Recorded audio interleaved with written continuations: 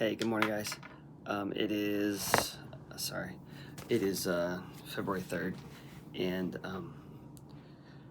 the passage is from 1 Corinthians 4. The whole chapter is dealing with, Paul is talking to the Corinthian church, and um, he's not, I don't know that he's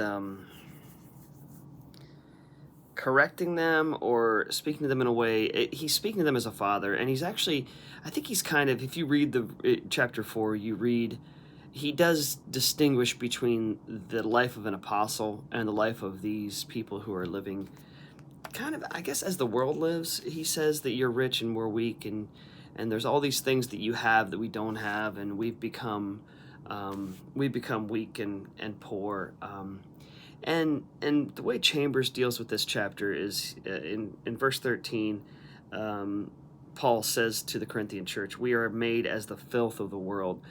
And it's interesting because Paul's trying to nudge, I think, and encourage the Corinthian church to put less faith, less emphasis on the things of this world, the wisdom of this world, the riches of this world.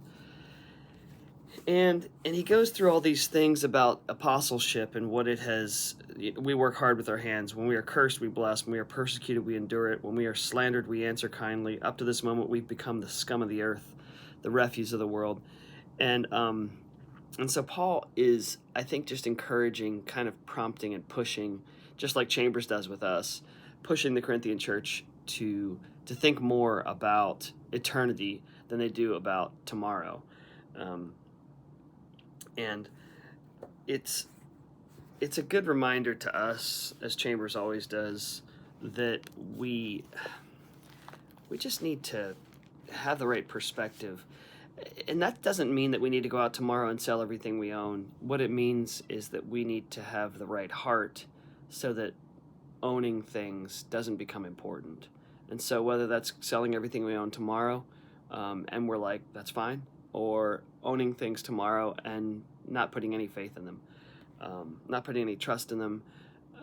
So I think it's a little deeper than just our material possessions and our status and things like that. I think it's obviously a condition of the heart that Chambers is getting at. He says here in the second paragraph, we have discrete affinities. He says that twice in this study. We have discrete affinities that keep us out of the mire. I won't stoop. I won't bend. And so he's saying if we have things that keep us from being the refuse of the world, if we have those things that keep us from bending our knee, if there are things like, for example, we mentioned last night in the study, this opportunity to go clean for someone, to be a blessing to someone and clean their house. It's a trailer, and it was a smoker that owned it, and so if there's any kind of hesitation on our part and say, oh, I don't want to get dirty and messy, I think that's what, and maybe on a larger scale, that Chambers is kind of warning us against this resistance to getting messy in life and dealing with the rejection, dealing with all of the lack that the apostles dealt with. So at the end of his study here, he says, when a merely moral man or woman comes in contact with baseness and immorality and treachery, the recoil is so desperately offensive to human goodness that the heart shuts up in despair.